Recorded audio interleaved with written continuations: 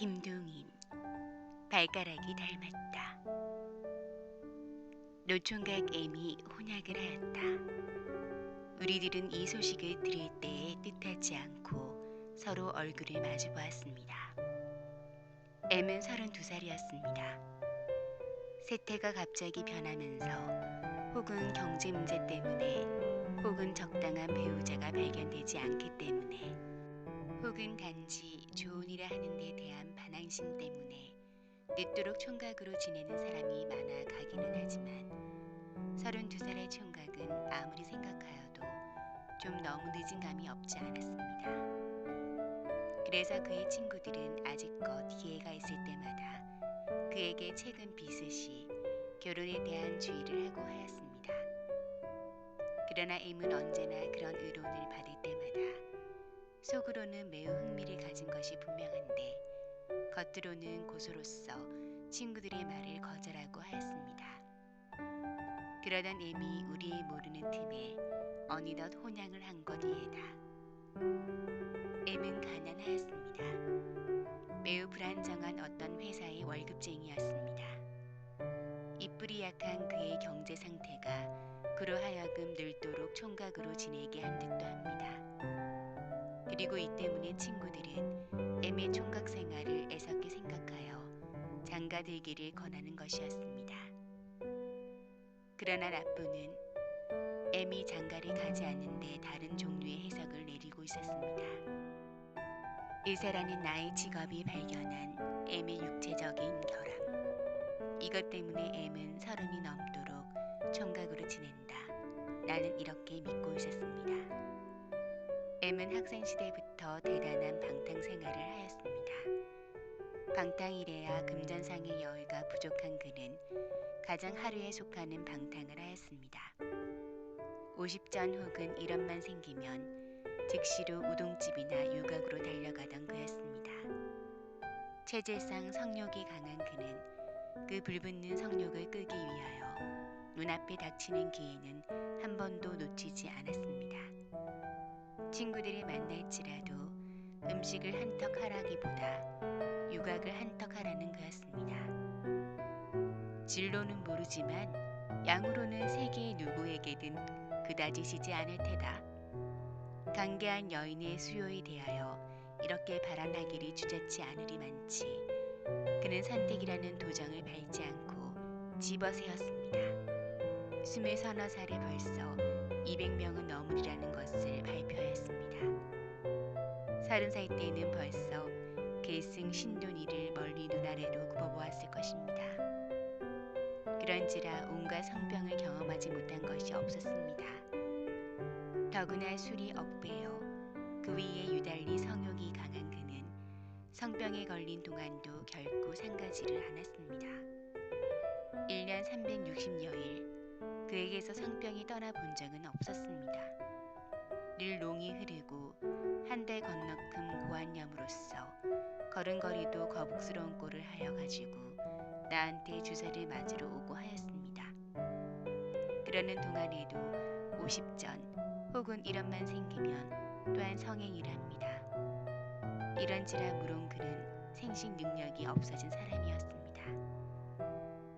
이 일을 잘 아는 나는 M의 결혼을 안 하는 이유를 여기다가 연결시켜가지고 그의 도덕심에 동정까지 하고 있었습니다. 일생을 빈곤한 가운데서 보내고 늙은 뒤에도 쓰라도 없이 쓸쓸하게 지낼 그, 더구나 자기를 봉양할 쓰라가 없기 때문에 백발이 되도록 제 손으로 이 고해를 헤엄치어 나갈 그는 과연 한 가련한 존재이겠습니다. 이렇듯 M이 어느덧 우리의 모르는 틈에 우물쭈물 혼약을 한 것이외다. 하기는 며칠 전에 이런 일이 있었습니다. 그날 저녁을 먹은 뒤에 혼자서 신간치료 보고서를 읽고 있을 때에 M이 찾아왔습니다.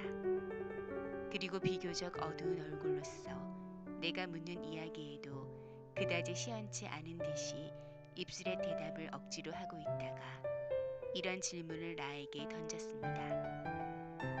남자가 매독을 하려면 생식을 못하나? 괜찮겠지. 임질은? 글쎄, 고아는 오카사레루 침방당하다 하지 않으면 괜찮아. 고아는 내 친구 가운데 고환염을 앓은 사람이 있는데 인제는 생식을 못하겠다고 비간이 여간이 아니야. 고아는 오카사레루 하면 절대 불가능인가? 양쪽 다 알았다는데? 그것도 경하게 알았으면 영역 없겠지. 가령 그 경하다 치면 내가 앓은 게 그게 경한 편일까 중한 편일까? 나는 뜻하지 않고 그의 얼굴을 보았습니다. 중하기도 그만치 중하게 앓은 뒤에 지금 그 경한 개냐 중한 개냐 묻는 것이 농담으로 밖에는 들리지 않았으므로 M의 얼굴은 역시 무겁고 어두웠습니다. 무슨 중대한 선고를 기다리는 사람과 같이 눈을 푹 내리뜨고 나의 대답을 기다리고 있었습니다. 잠시 그의 얼굴을 바라본 뒤에 나는 어이가 없어서 아주 경한 편이지 이렇게 대답하여 버렸습니다. 경한 편? 그럼 이래야 작별을 하였는데 지금에 이르러 생각하면 그 저녁의 그 문답이 오늘날의 그의 혼약을 이루게 하지 않았는가 합니다. M이 혼약을 하였다는 기보를 가지고 온 것은 T라는 친구였습니다. 그때는 마침 다 M을 아는 친구가 너댓 사람 모여 있을 때였습니다. 골동 국보 하나 없어졌다. 누가 이런 비평을 가하였습니다. 나는 T에게 이렇게 물었습니다. 그래, 연애로 혼양이 된 셈인가요? 연애? 연애가 다 뭐예요? 갈보 나까이 밖에는 여자라는 걸 모르는 녀석이 어디서 연애의 대상을 구하겠소? 그럼 지창금이라도 있답니까? 지창금이란 네 집의 이름이요? 나는 여기서 이 혼양에 대하여 가장 불유쾌한 면을 보았습니다. 30이 넘도록 총각으로 지낸 그로서 연애라 하는 기묘한 정사 때문에 그 절을 굽혔다면 그것은 도리어 축하할 일이지 책할 일이 아니외다. 지창금을 바라고 혼약을 하였다 하여도 지금의 세상에 살아가는 우리로서 더구나 그의 빈곤을 잘 아는 처지인지라 크게 욕할 수가 없는 일이외다. 그러나 연애도 아니요 금전 문제도 아닌 이 혼약에서는 가장 불유쾌한 한 가지의 결론밖에는 얻을 수가 없습니다. 그럼 나는 가장 불유쾌한 어조로 이렇게 말하였습니다. 유곽의 단의 비용을 경제하기 위하여 마누라를 얻은 셈이구려. 이 혹평에 대하여는 T는 마땅치 않다는 듯이 나를 보았습니다. 그렇게 호곤할 것도 아니겠지요. M도 벌써 32살이든가 3살이든가 좌우간 그만하면 차차로 자식도 무릎에 앉혀보고 싶을 게고 그렇다고 마땅한 마누라를 선택할 길이나 방법은 없고 자식? 고환염을 그만침이나 심히 앓은 녀석에게 자식? 자식은 불유쾌하기 때문에 경솔이도 직업적 비밀을 입 밖에 내인 나는 하던 말을 중도에 끊어버렸습니다. 그러나 이미 한 말까지는 도로 삼킬 수가 없었습니다. 네? 그게 무슨 말씀이요? M의 생식 능력에 대하여 사면에서 질문이 들어왔습니다. 이미 한 말에 대하여 책임을 지지 않을 수 없는 나는 그 말을 돌려 꾸미기에 한참 애를 썼습니다. 단언할 수 없지만 혹은 M은 생식 능력이 없을지도 모른다. 그러나 진찰을 안 해본 바이니까 혹은 또한 생식 능력이 있을지도 모른다. M이 너무도 싱거운 혼약을 한 데 대하여 불유쾌하여 그런 호고는 하였지만 그 말은 취소한다. 이러한 뜻으로 꾸며되었습니다. 그리고 그 좌석에 있던 20살쯤 난 젊은이가 외려 일생을 자식 없이 지내면 편치 않아요? 이러한 의견을 내는 데 대하여 젊은이로는 도저히 이해할 수 없는 혈속의 애정이라는 문제와 그 문제를 너무도 무시하는 이쯤의 풍조에 대한 논평으로 말머리를 돌려버리고 말았습니다. M은 몰래 결혼식까지 하였습니다. 그의 친구들로서 M의 결혼식의 날짜를 미리 안 사람은 한 사람도 없었습니다. 뿐만 아니라 지금 모두들 제각기 하는 소위 신식 혼례식을 하지 않고 제 집에서 구식으로 하였습니다. 모 여고보 출신인 신부는 구식 결혼식이 싫다고 하였지만 M이 억지로 한 것이라 합니다. 이래하여 유곽에서는 한 부지런한 손님을 잃어버렸습니다. 독점이라 하는 건 참 유쾌하거든. 결혼한 뒤에 M은 어떤 친구에게 이런 말을 하였다 합니다. 비록 연애로서 성립된 결혼은 아니지만 그다지 실패의 결혼은 아닌 듯 하였습니다. 50전 혹은 1원의 돈을 내어 던지고 순간적 성욕의 만족을 사던 이 노총각이 꿈에도 생각지 못할 독점을 하였음에 그의 긍지가 작지 않았을 것이외다. 연애 결혼은 아니었지만 결혼한 뒤에 연애가 생긴 듯 하였습니다. 언제든 음침한 기분이 떠돌던 그의 얼굴이 그럴싸해서 그런지 좀 밝아진 듯 하였습니다. 복 받거라. 우리들 더구나 나는 그들의 결혼을 심축하였습니다. 처음에는 한낱 M의 성행위의 기구로 N과 결합하게 된 커다란 희생물인 그의 젊은 아내를 위하여 이것이 행복된 결혼이 되기를 축소하였습니다. 동기는 여하튼 결과에 있어서 아름다운 열매를 맺어라. 너의 아내로서 한계 희생물이 되지 않게 하여라. 어머니로서 즐거움을 맛볼 기회가 없는 너의 아내에게 그 대신 아내로서는 남에게 곱되는 즐거움을 맛보게 하여라.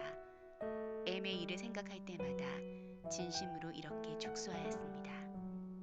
신혼이 며칠이 지난 뒤부터는 M이 자기의 젊은 아내를 학대한다는 소문이 조금씩 들렸습니다. 원력을 사용한단 말까지 조금씩 들렸습니다. 그러나 나는 이 문제는 그다지 크게 생각하지 않았습니다. 이런 소문이 귀에 들어올 때마다 나는 아라비안 나이트, 마신의 이야기를 머릿속에서 되풀이하여 보고하였습니다. 어떤 어부가 그물질을 하고 있었습니다. 그런데 한번 그물을 끌어 올리니까 거기는 고기는 없고 그 대신 병이 하나 걸려 있었습니다. 병은 마개가 닫혀 있고 그 위에 나무로 굳게 봉황까지 되어 있었습니다. 어부는 잠시 주저한 뒤에 그 병의 봉함을 뜯고 마개를 뽑아 보았습니다. 즉 병에서는 한 줄기의 검은 연기가 하늘로 올라갔습니다. 그리고 하늘로 올라간 그 연기는 차차 뭉쳐서 거기는 커다란 마신이 나타났습니다. 나를 이 병 속에 감금한 것은 선지자 솔로몬이다. 이 병 속에 갇혀있는 동안 나는 스스로 맹서하였다. 100년 안에 나를 구해주는 사람이 있으면 난 그 사람에게 거대한 부를 주겠다고.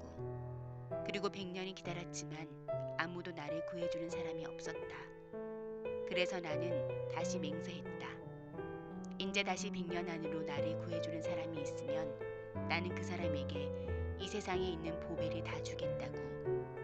그리고 헛되이 100년을 더 기다린 뒤에 100년을 더 연기해서 그 100년 안에 나를 구해주는 사람이 있으면 그 사람에게 이 세상이 가장 큰 권세와 영화를 주겠다고.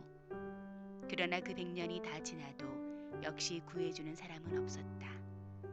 그래서 나는 마지막으로 다시 맹서했다. 이제 누구든지 나를 구해주는 놈이 있거든 당장에 그 놈을 죽여서 그새 갇혀있던 그 분풀이를 하겠다고. 이것이 병 속에서 나온 마신의 이야기였습니다. M이 자기의 젊은 아내를 학대한다는 소문이 들릴 때에 나는 이 이야기를 생각지 않을 수가 없었습니다. 30이 지나도록 총각으로 지낸 그 고통과 고적함에 대한 분풀이를 제 아내에게 하는 것이라 했습니다. 그리고 실컷 학대해라, 실컷 학대해라 더욱 축소하였습니다. M이 결혼한 지 1년이 거의 된 어떤 날 저녁이었습니다. 그와 나는 어떤 곳에서 저녁을 같이 하고 있었습니다. 그의 얼굴은 이날 유난히 어둡고 무거웠습니다. 그는 음식에는 거의 손이 대지 않고 술만 들이켜고 있었습니다. 본시 말이 많지 않은 그가 이날은 더욱 입이 무거웠습니다. 몹시 취하여 더 술을 먹지 못하리 만치 되어서 그는 처음으로 자발적으로 입을 열었습니다. 충혈이 된 그의 눈은 무시무시하게 번득였습니다. 여보게, 여보게, 속이지 말고 진정으로 말해주게. 내게 생식 능력이 있겠나? 글쎄, 검사를 해봐야지. 나는 이만치 하여 넘기려 하였습니다. 그럼 한번 진찰해 봐주게. 왜 갑자기? 그는 곧 대답하려 하였습니다. 그러나 나오려던 말을 삼켰습니다. 그리고 다시 술을 한 잔 먹은 뒤에 눈이 푹 내려뜨며 말했습니다. 아니, 다른 게 아니라 내게 만약 생식 능력이 없다면 저 사람이 불쌍하지 않나. 그래서 없는 게 판명되면 아직 젊었을 때 해줘서 저 사람이 제 운명이 다시 개척할 때를 줘야지 않겠나. 그래서 말일세. 진찰해 보아야지. 그럼 언제 해보세. 그 며칠 뒤에 나는 M의 아내가 임신했다는 소문을 듣고 깜짝 놀랐습니다. 검사해 볼 필요도 없습니다. M은 그 능력이 없을 것입니다. 그런데 M의 아내는 임신했습니다. 그리고 며칠 전에 M이 검사하겠다던 마음을 짐작했습니다. 그것은 결코 그 말에 제 말 맞다나 아내의 장래를 위하여 하려는 것이 아니고 아내에게 대한 의혹 때문에 하여 보려는 것일 것이외다. 자기도 온전히 모르는 바는 아니로되 10중 8구는 자기는 생식불능자일 텐데 자기 아내는 임신을 한 것이외다. 생각하면 재미있는 연극이외다. 생식 능력이 없는 M은 그런 기색도 배지 않고 결혼을 하였습니다. 그리하여 M에게로 시집온 새 아내는 임신을 하였습니다. 제 남편이 생식불능자인 줄을 모르는 아내는 버젓이 자기의 가진 죄의 실을 M에게 자랑하고 있을 것이외다. 일찍이 자기가 생식불능자인지도 모르겠다는 점을 밝혀주지 않은 M은 지금 이 의혹의 구렁텅이에서도 제 아내를 체크할 권리가 없을 것이외다. 그가 검사를 하겠다 하나 검사를 하여서 자기가 불구자인 것이 판명된 뒤에는 어떤 수단을 취하는지 짐작도 할 수가 없습니다. 아내의 음행을 체크하자면 자기의 사기적 행위를 폭로시키지 않을 수가 없을 것이외다. 그것을 감추자면 제 범민만 더욱 크게 할 것이외다. 어떤 날 그는 검사를 하자고 왔습니다.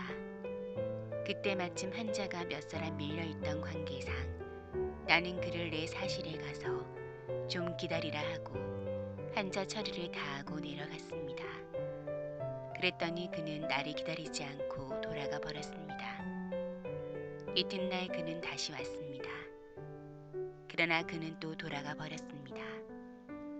나도 사실 어찌하여야 할지 똑똑히 마음을 작정치 못했던 것이외다.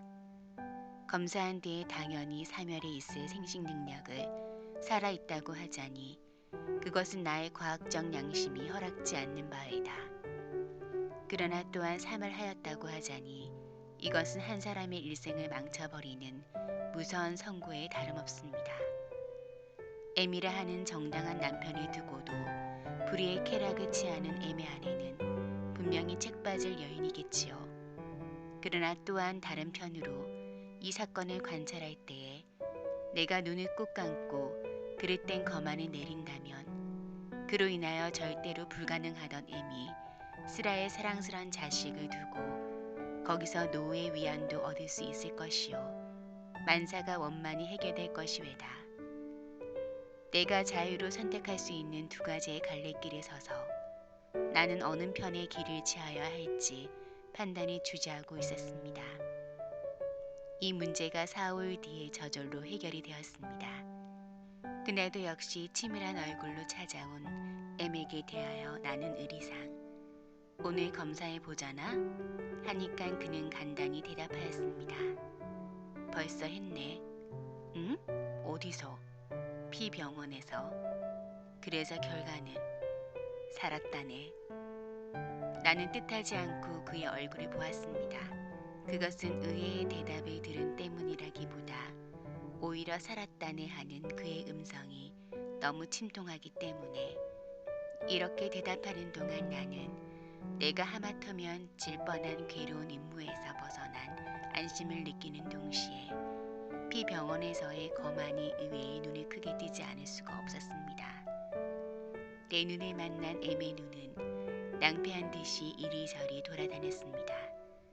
그리고 나는 그 눈으로 그가 방금 한 말이 거짓말이었음을 알았습니다. 그럼 그는 왜 거짓말을 하였나?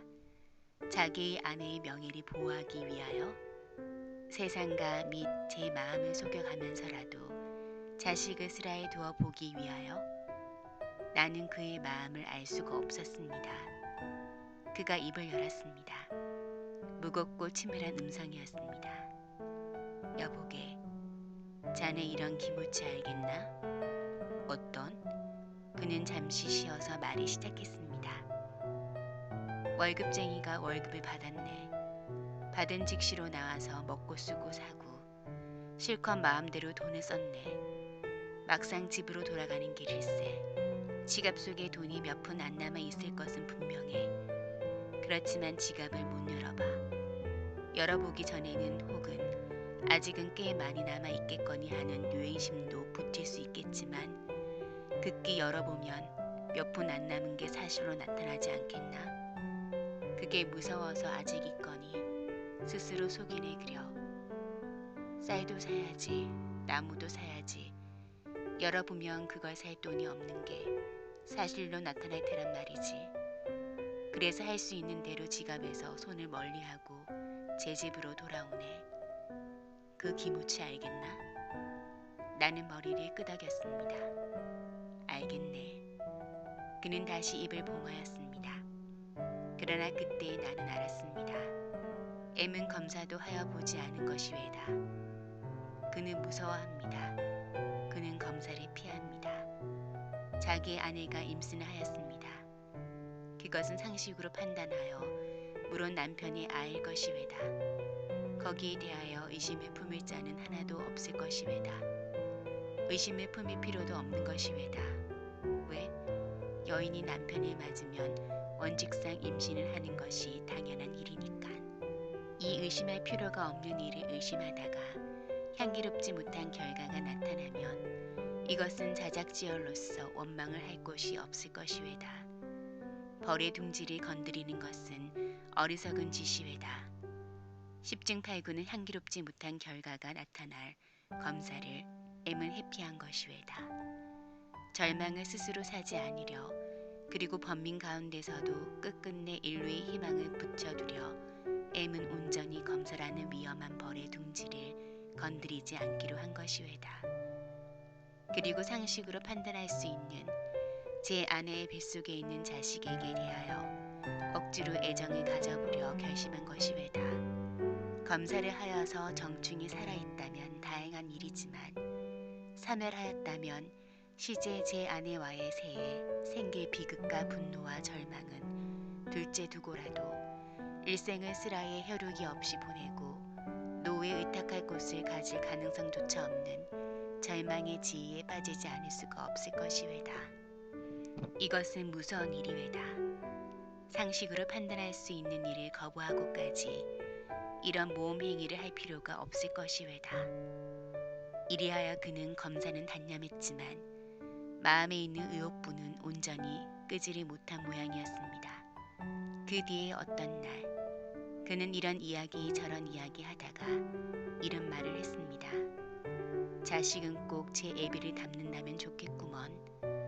거기 대하여 나는 닮은 예를 여러 가지로 들어서 말하여 주었습니다. 그는 한숨을 쉬었습니다. 여인이 애를 뵈면 걱정이 돼야 아버지나 친할아버지를 닮는다면 문제가 없겠지만 몇 편에 닮거나 그렇지 않으면 아무도 닮지 않으면 걱정이 아니겠나. 그저 애비를 닮아야 제일이야. 하하하하. 나는 대답하였습니다. 글쎄 말이지. 내 전문이 아니니까 이름은 기억 못하지만 독일 소설에 이런 게 있지 않나? 아버지라나 하는 희곡말일세. 자식을 낳았는데 제 자식인지 아닌지 몰라서 번민하는 그런 이야기가 있지. 그것도 아버지만 닮으면 문제가 없겠지. 나 귀찮어. M의 아내가 아들을 낳았습니다. 그 아이가 반년쯤 자랐습니다. 어떤 날 M은 그 아이를 몸소 안고 병을 뵈러 나한테 왔습니다. 기관지가 조금 상하였습니다. 약을 받아가지고도 그냥 좀 앉아있던 M은 묻지도 않은 말을 이런 말을 하였습니다. 이놈이 꼭 제 증조부님을 닮았다거든. 그래? 나는 그의 말에 적지 않은 흥미를 느끼면서 이렇게 응했습니다. 내 눈으로 보자면 그 어린애와 앵과는 아무런 관련도 없는 바인데 그 애가 M의 할아버지를 닮았다는 것은 기이함으로써 어린애의 진편과 외편의 근친에서 아무도 비슷한 사람을 찾아내지 못한 M의 친척은 할 일 없이 예전에 죽은 조상을 되추어낸 모양이었습니다. 그리고 그 어린애에게 커다란 의욕과 그보다 더 커다란 희망, 의욕이 오해였던 것을 바라는 M으로 하여금 손쉽게 그 말을 믿게 한 모양이었습니다. 적어도 신뢰하려고 마음먹게 한 모양이었습니다. 내가 자기의 말에 흥미를 가지는 것을 본 M은 잠시 주저하다가 그가 예비하였던 둘째 말을 마침내 꺼내었습니다. 게다가 나의 닮은 데도 있어. 어디? 이보게. M은 어린애를 왼편 팔로 가만히 옮겨서 불안으면서 오른손으로는 제 양발을 벗었습니다. 내 발가락을 보게. 내 발가락은 남의 발가락과 달라서 가운데 발가락이 그중 길어. 쉽지 않은 발가락이야 한데 M은 강볼을 들치고 어린이의 발을 가만히 꺼내어 놓았습니다. 이놈의 발가락 보게. 꼭 내 발가락 아닌가? 닮았거든. M은 열심으로 찬성을 구하는 듯이 내 얼굴을 바라보았습니다. 얼마나 닮은 곳을 찾아보았기에 발가락 닮은 것을 찾아내었겠습니까? 나는 M의 마음과 노력에 눈물겨워졌습니다. 커다란 의욕 가운데서 그 의욕을 어떻게 하여서든 사겨보려는 M의 노력은 인생의 가장 요절할 비극이었습니다. M이 보라고 내어놓은 어린이의 발가락은 안 보고 오히려 얼굴만 한참 들여다보고 있다가 나는 마침내 이렇게 말하였습니다. 발가락뿐 아니라 얼굴도 닮은 데가 있네. 그리고 나의 얼굴로 날아오는 의욕과 희망이 섞인 그의 눈을 피하면서 돌아앉았습니다. 출전 동강 29 1932년 1월